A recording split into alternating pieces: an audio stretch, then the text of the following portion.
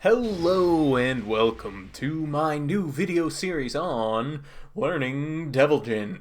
So, this guy's pretty dope, right? The character. Basically what I'm planning to do is I'm going to make this a multi-part series where I sort of cover the ins and outs of the character starting category by category. And in this video, we're going to cover Devil Jin's neutral game. Now, Devil Jin's neutral game is very strong, but it isn't very impactful unless you can land those electrics. So, disclaimer, if you cannot electric, get good and spend the time to learn to electric, because you can't play the character without it. Weibu Weibu electrics, I mean, they're sort of synonymous with not only Tekken, but especially Mishima's.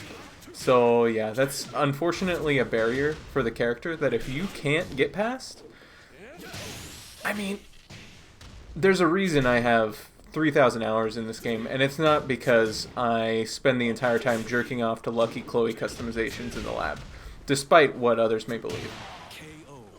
Or at least I don't spend the whole time. I mean, it is whatever. Point being, the character is strong if you can put the time in. And if you can't, then I recommend picking a different character, to be perfectly honest with you. If you just play for fun, though, and you like the character's design, look, I ain't gonna badmouth you, but you're not going to play as well as you could if you had put the time in.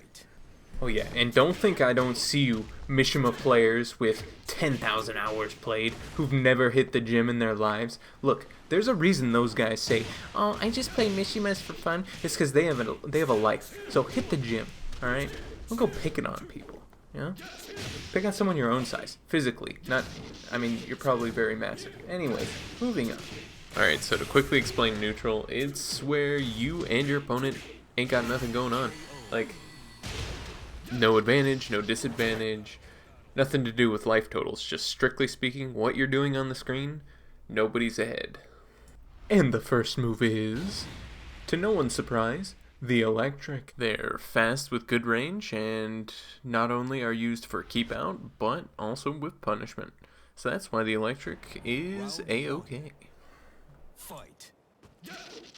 The next move that you're going to want to put in your repertoire, in your little bag of tricks, is probably going to be, no, it's definitely going to be Demon Paw, forward 2. That move, my god. If you have not seen the animation for this move, he sticks his arm like 20 character lengths ahead of him into Tekken 8, into the next game, it's so far, and yanks back this ridiculous mid that is fast at 15 frames that you can extend the range of with a forward motion that it just obliterates because it's a knockdown on normal hit, it's safe, and on top of all that, it has amazing pushback on block.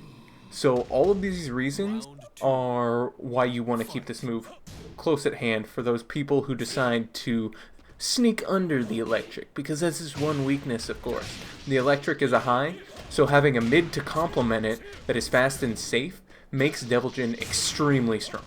Very, very strong. Alright, I'm going to quickly, at least in name, address the two other tools you may want to use in neutral situationally. Alright, the first one, and the one I think you'll use more often, is going to be down forward 2. It's a 15 frame mid counter hit launcher. And it's only +4 on hit, so it's not guaranteed into itself if you hit your opponent right in the jaw, like you stick them right in the jaw with it. You can't really do it again. They could technically interrupt. I mean, they're not going to. But if they do, you do have options such as down forward 1 and down forward 1 2 to interrupt that. But yeah, that's a good move to keep in mind just because it is fast at 15 frames and you can buffer it. So you can sort of, you can mash that shit out. So, that leaves the last move to mention. Get fucking wrecked. Season 3 Devil Jin players, oh my god. This one, honestly, when I heard about the nerf on up forward 4, I thought this character was dead. I think everybody thought this character was completely dead. But thank god, forward 2 is still good. Back 4 is still good. There are options for mids. But I mean, now you're going to use the move maybe for its low crush, its hitbox, and probably the pressure afterwards, and that's it. It's very unfortunate how much the nerf hit this guy, but this character was really good. Like, if you added Season 1, Season 2's up forward 4 to this character right now, he would be completely ridiculous, and I think everybody can agree on that. Alright, so as a real quick demonstration of just how freaking insane these neutral tools are, I want you to look at me pressuring this guy right now. There is no one right option for what I'm doing. Technically speaking, there is, and I'll address it at the end of the video, but going head on, there is no easy answer to beat these neutral tools that I've given you. And it's partially because even if they block it, you're conditioning them to block. Like, you're saying, just hold this, kid. And they have to.